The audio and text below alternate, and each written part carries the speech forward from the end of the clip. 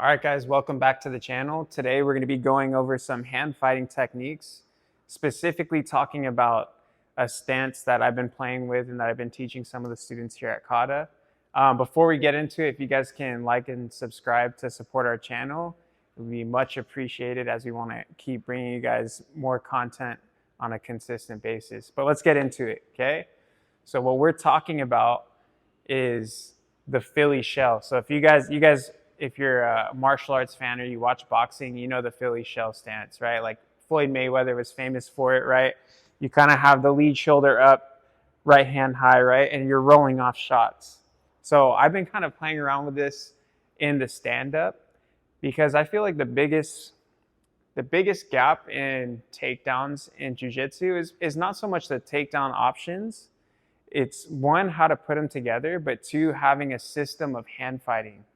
Because what I tend to see, and if you guys are fans of the sport and you guys watch the sport, you probably see, right, those long matches where there's like 7 minutes of just guys tugging on the head, or Nate posts like snapping the hands down, but not a lot of action. Like nothing ever comes from the hand fighting. You just see it in like one big burst, right? They shoot, or like guys get tired, they get sweaty, they start standing up, and then they get the body lock. Or maybe you're in the gym and you're like someone's really tense and like kind of stally, right? You don't really know how to approach them in the hand fighting to get into the positions to take them down.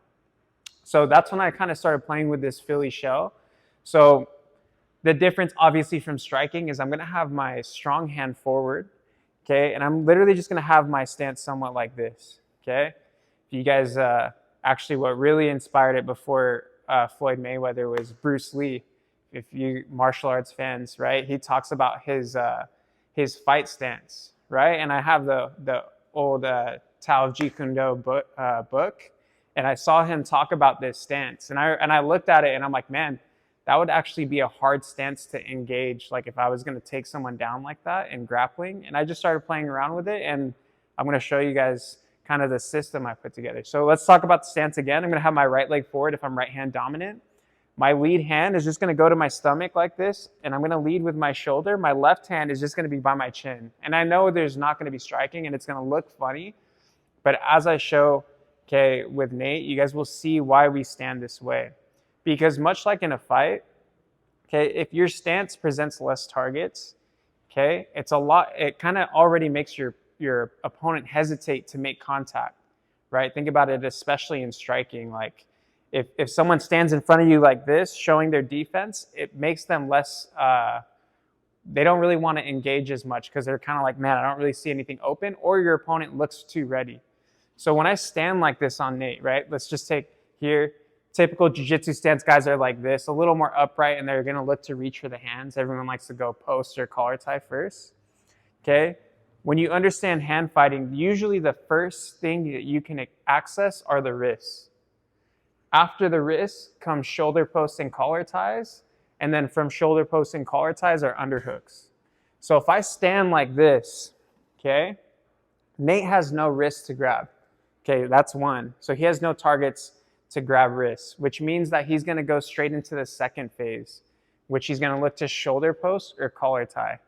So from this angle here, look, if I stand and I just start pressuring Nate, he's going to want to push at me, right? If it's a shoulder post, from this stance, because I'm so tucked, right, I can just rotate and drag here. I can shoulder post, slap, okay, clear the tie. I can come and drag from here. So off of his first contact, if he posts with the rear hand, we have a lot of options already, and I don't have to engage. All I have to do is charge at him. I just pressure him, he pushes, right away I drag. Boom, there's an opportunity to attack the legs, attack the back. Again, he posts, okay, I can post back, and then chest escape and then drag this way. Okay, here he posts, okay, stay tight here, drag, boom, leg, whatever, okay. If he doesn't shoulder post, if he goes left-handed collar tie instead, because of my stance, I'm in a good position to roll that collar tie right into a Russian or a 2-on-1. Once again, from this grip, I can now attack the leg, attack the body. Okay, I have a lot of grips. Okay, so that's covering shoulder post and collar tie. What happens if he posts with the other hand? So if Nate posts with the other hand, same thing. Because I have this hand up, okay, easy drag this way.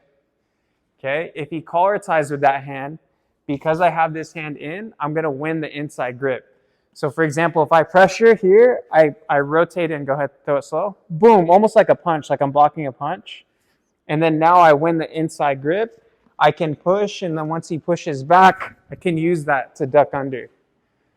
Okay, so we've covered post and collar tie on both sides. What happens if you charge them, right?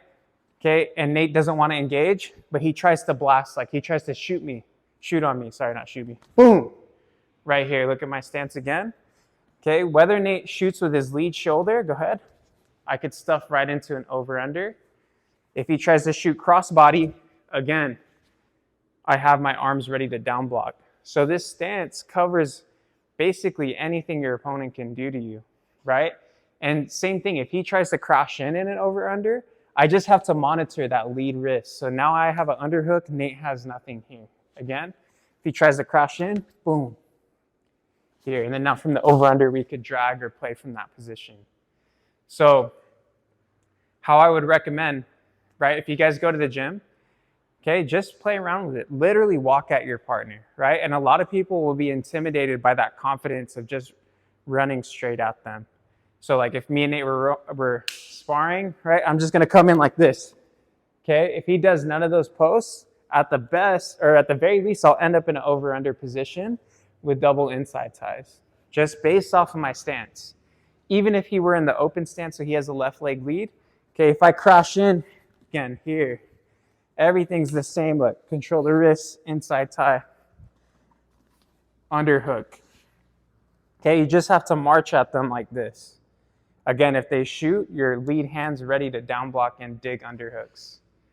Okay, now of course, if you're going to implement this, you want to have options from those tie-ups. So like you want to have options from a 2-on-1. You want to have options from an arm drag. You want to have options from over-under. Okay, these are all positions that you guys have to have options from to really benefit from it. But yeah, guys, just try it out. The Philly shell stance, okay, for jiu-jitsu. As always, please leave us a comment. Let us know if this was helpful or not, or let us know if you guys were able to use it. And also let us know what else you guys want to see. We want to keep putting out stuff that is going to be of value to you guys. So thank you guys for watching and supporting the channel.